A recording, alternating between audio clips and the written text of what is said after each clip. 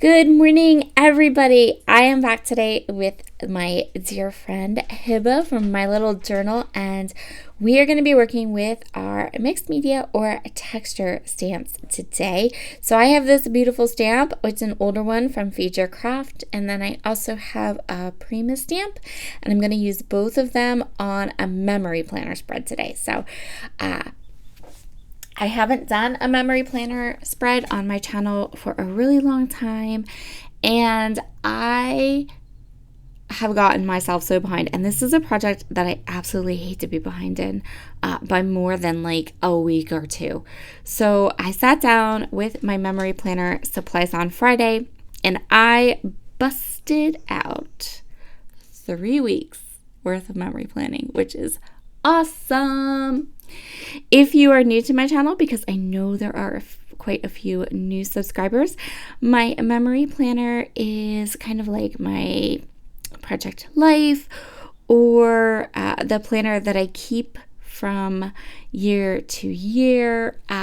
You could also kind of look at it almost sorta like a journal, although that's journaling is more for my traveler's notebooks than really for my memory planner, but my memory planner gets a lot of writing into it as well. I love this project. This is my 3rd year creating a memory planner, and I really love it. It's one of my favorite yearly projects. It doesn't take up a lot of shelf space, but it has like all the things in it, all the everyday pop culture, funny memes, little cute stories about the boys, creative stuff. It's kind of almost like a catch-all for all the memories. And I really like this project. And I thought it would work perfectly for Rediscover Your Stamp video, because I use my stamps in my memory planner all the time. So the week that I chose to work in for this stamp, because this would work perfectly, is a week that doesn't have a lot of photos. So it was probably just a busy week, a week where I was going from thing to thing to thing. And so it wasn't that it was slow, but I didn't take a lot of photos. And so I have these kind of larger white space areas. And after I looked at my functional crazy writing it all the time planner, I knew that I had a lot of open space. So perfect. I grabbed my favorite Brutus Monroe detail ink and 2 of these beautiful paper person colors, because they matched the paper products I'm going to use perfectly. We'll get to those. And I am stamping all my pretty stamps and all these pretty textures. I'm actually stamping before I even start like punching paper or anything like that. So now I'm going to go through all of my different papers. I have a couple places here that I can add a little bit of pattern for interest. Just going back to the stamping though, I love mixed media stamps and texture stamps, because did you notice I didn't even need an acrylic block for that, the script one? I just put the stamp right on the ink pad and smushed it down, and it worked. That's kind of like the cool thing about mixed media stamps. You don't need a good impression. You don't need it to be perfect, because what you're stamping is messy, so it can be messy. And we are going to go back to getting messy when we're all done. But for now, I just chose a couple places to add a little bit of texture, and I'm going to actually layer some other things on top of those areas. And then when I'm all finished with the spread, I come back in with more of those splatter stamps. So right now I am just cutting my papers down to size. All of my papers and all of the elements this week come from the Cut Shop. Starting in January, Ashley Horton did these beautiful printable kits. They're called Document 365, and it doesn't really matter. I don't really think it matters whether you are a traditional scrapbooker or a memory planner or a Project Life. If you do Project Life, these printable collections they're so good. They're so beautiful. They are so me, and I love, love, love them. So you're going to see my memory planner spreads. I'm pretty sure we're going to end up with all of Ashley's designs through the rest of this year because they're beautiful.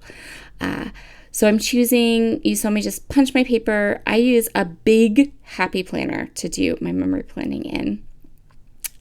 I just like it. It's what I started with. And right now, I hope that me and my big ideas kind of bulks up their paper a little bit because I am dealing with the bleed through, but honestly, I'm just dealing with it because I searched high and low and there is nothing else on the market that is set up like this, and that's my big thing. I need this vertical setup, and I need this size. So I'm dealing. I am going to go ahead and get all of these patterned papers in place, and I'm inking all the edges for the month of February. I inked all the edges simply because I just loved how the ink looked with these patterns. Like it worked, and it added this like no bulk interest to all of my weekly spreads that I used this kit on. So we're doing it. And it takes a little bit more time, but that's okay. Now I'm coming in with these printable labels, which is just another product from the Cut Shop. This is a different product. It's brand new. Actually, it's sets of labels in all these colors, and it's like $5. You could reprint these labels like 100 times if you want. So I fussy cut those labels and I put them into place. I was working on this layout really late, like it was way, way, way past my bedtime. And so, but I was on a roll and I didn't want to stop because I knew that once I stopped, I had to get back to like design team assignments and other stuff. And I was like, you know what? I really want to finish this one. So I decided to not write that night. So I didn't write in my memory planner, and I didn't write when I snapped the pictures, so you'll just see the labels where the plans are and where the writing went. But I knew that if I sat there and tried to write that late at night that I would make so many mistakes, and I make enough grammatical errors and mistakes when I do all my writing that I decided it was totally fine to go ahead and just skip it for this evening and come back to it and write everything in when I was fresh. I am going to play with some letter stickers from my stash. The reason I'm playing with letter stickers is the same reason, because it was really late at night and the idea of getting out an alphabet stamp and stamping like these titles with alphabets, I was just not feeling it. And this Family Night Out title cracks me up because I Frankensteined these letters so bad. So I'm going to go ahead and go through the die cuts and decide which ones I want to use and where I want to embellish my spread. Again, adding my ink. I love these little tags. They're in each of her collections. They're in a different like coordinating color to match the collection, and they're really cute. I really, really like them. I always like to put things like wood veneer month titles and different things on all of my spreads. I really enjoy having that little bit of extra texture, and for wood veneers I go with Color Cast Designs because their wood veneers are like super, super thin and light, and there's like no bulk even in a memory planner. It's awesome. I decided to go ahead and just use lots and lots of tile stickers. So I knew when I started this spread and that I was going to use these messy stamps that I wanted to use this Black Love and then add a little subtitle there so that this section of my spread reads Love My Messy Life. And when I had thought about it and kind of started this layout, I had thought I was going to stamp it, but you know what? Again, I was so tired. My eyes were tired, and I was like, you know what? We're going with tile stickers, which is good because I'm trying really, really, really, really hard to stash bust these little letter stickers, and I put oodles of them on this spread. So everywhere that I had initially kind of thought, well, I'll stamp this or I'll stamp that, I went ahead and got 3 kind of coordinating colors of tile stickers and added all my little subtitles and such with these stickers. And now that I've reserved the space for my journaling and I have added all of kind of the lettering and subtitles and everything, now I'm coming in and I'm grabbing the white spaces on my spread and adding more messy stamping. So the only thing I will say, and I did kind of mess it up, is because I forgot to clean my stamps in between. And so there is some stamping where I tried to stamp the pink, but there was like some black on my stamp. And so it came out like funky purpley, strange color. And you know what? I went with it. I was like, this is just, my life is messy. So let's just embrace the mess and let the things be messy on the spread. And that's okay.